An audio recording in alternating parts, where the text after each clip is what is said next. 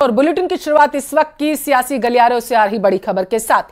BJP के राष्ट्रीय अधिवेशन का आज दूसरा दिन है। दोपहर 12 बजे के बाद पीएम मोदी का संबोधन होगा। बीजेपी शासित राज्यों के मुख्यमंत्रियों के साथ बैठक करते हुए पीएम मोदी नजर आएंगे। तो बैठक में शामिल होंगे मुख्यमंत्री भजनलाल शर्मा, ऐसी जानकारी है। और बीजेपी शासित राज्यों के मुख्यमंत्रियों से भी पीएम मुलाकात करेंगे। मिशन 400 पार का लक्ष्य कैसे पाया जाए, इस पर बीजेपी मंथन करेगी। तो इस वक्त की बड़ी खबर आप तक पहुंचा रहे हैं। मिशन 400 को लेकर के ये महामंथन जो है दिल्ली में किया जाएगा।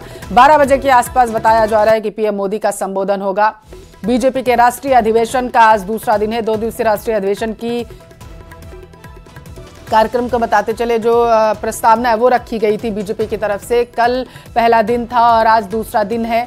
कल जेपी नड्डा ने लोगों को संबोधित किया था।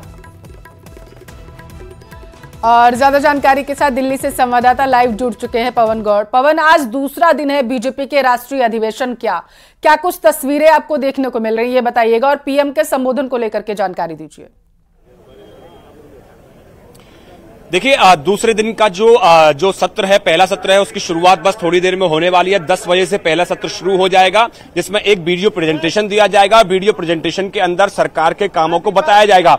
उसके बाद में जो आज का जो प्रस्ताव है उसको लेकर आया जाएगा, और उस प्रस्ताव के अंदर कांग्रेस समेत जो इंडी गठबंधन की जो राजनीति है उसको लेकर चर्चा की जाएगी। किस तरह से विपक्ष के द्वारा एक गठबंधन तैयार किया गया, गठबंधन को किस तरह से उसमें फूट डली, और किस तरह से वो आज गठबंधन की क्या हालात हैं, और गठबंधन क्यों बना था विपक्ष का, इन सब विषयों को लेकर आज की बैठक में चर्चा की जाएगी। और उसके बाद में तकरीबन 12:30 बजे प्रधानमंत्री नरेंद्र मोदी का संबोधन होगा, और संबोधन में वो बताएंगे बीजेपी नेता और कार्यकर्ताओं को किस तरह से 370 सीट जीतने का लक्ष्य जो बीजेपी ने अपने लिए रखा है, और एनडीए को 400 पार का जो नारा दिया है उसको हासिल कैसे करना है। कल ही जो राष्ट्रीय पदाधिकारियों की बैठक हुई थी उसमें प्रधानमंत्री ने यह लक्ष्य दिया कि अगले 100 दिन सभी बीजेपी नेता और कार्यकर्ताओं को लगातार मेहनत करनी है, और देश के जितने भी बूथ हैं 2019 में जितनी उनको वोट मिली थी उससे 370 ज्यादा वोट इस बार बीजेपी को मिले, जिससे कि 370 सीटें लोकसभा में जीतकर बीजेपी श्यामा प्रसाद मुखर्जी को श्रद्धांजलि दे सके।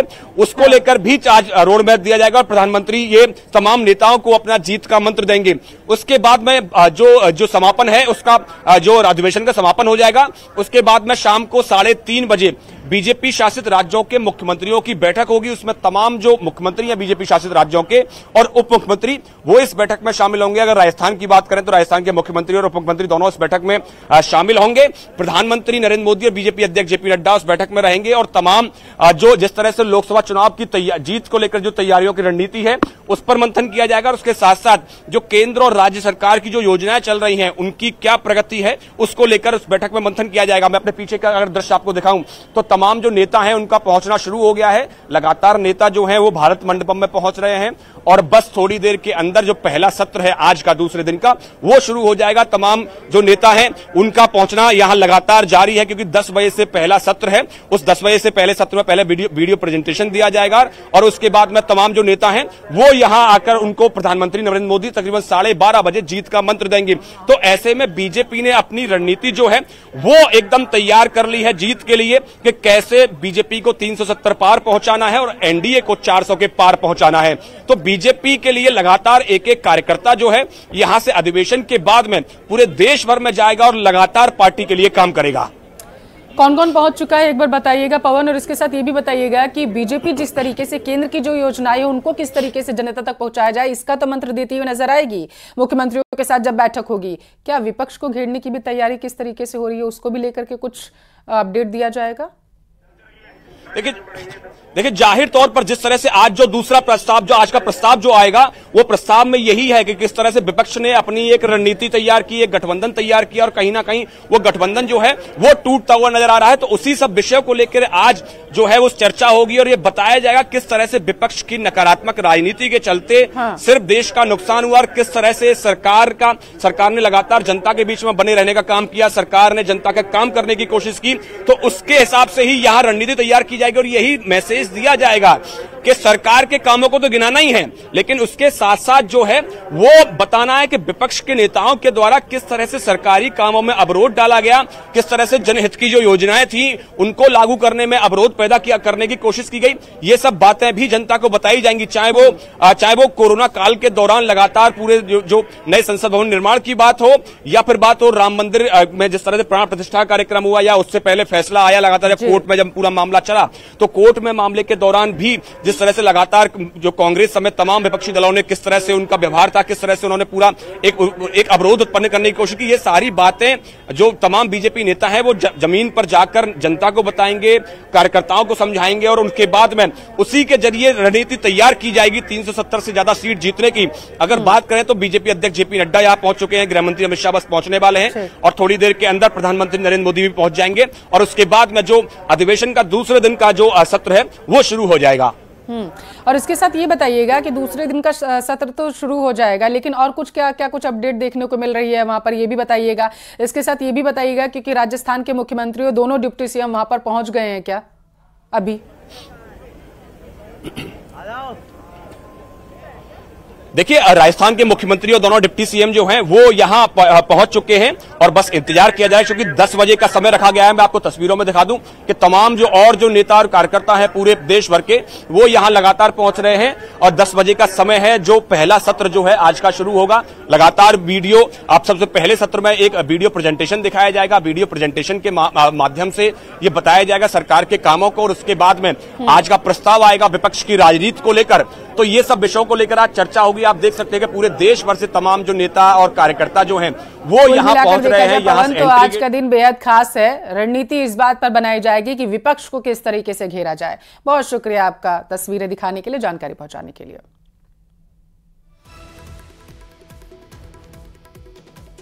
तो बीजेपी के राष्ट्रीय अधिवेशन का आज दूसरा दिन है, और बताया जा रहा है, जैसा हमारे संवाददाता ने जानकारी दी, कि जेपी नड्डा वहां पर पहुंच चुके हैं, और इसके बाद केंद्रीय गृह मंत्री अमित शाह पहुंचेंगे, और बीजेपी शासित राज्यों के जो मुख्यमंत्री हैं वो भी पहुंच चुके हैं, क्योंकि 10 बजे के बाद वहां पर जो अधिवेशन की शुरुआत जो है दूसरे दिन की वो शुरू हो जाएगी, और 12 बजे के बाद पीएम मोदी का संबोधन होगा, जिसमें वो लोगों को संबोधित करेंगे।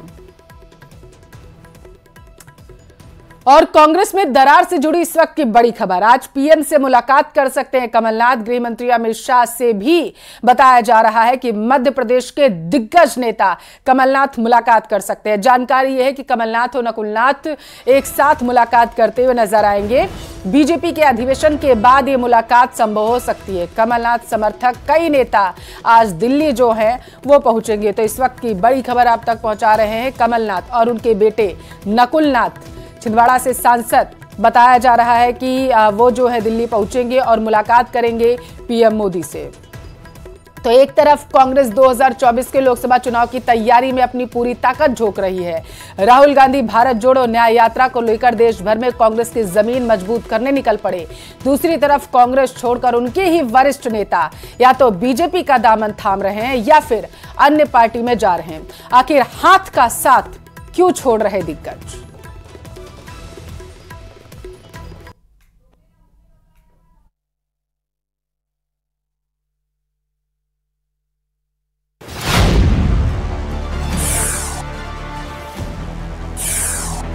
हर कोई कांग्रेस का साथ छोड़ रहा है।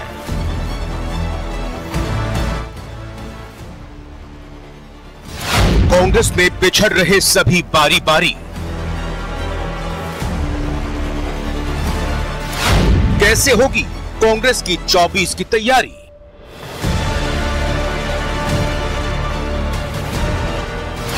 वरिष्ठ, युवा और पुराने छोड़ रहे साथ।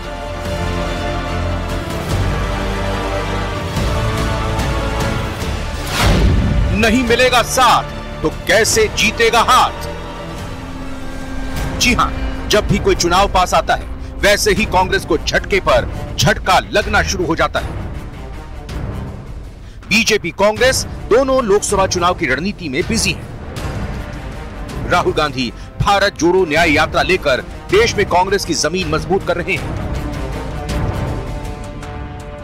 लेकिन कांग्रेस के दिग्गज एक के बाद एक कांग्रेस को झटका दे रहे हैं।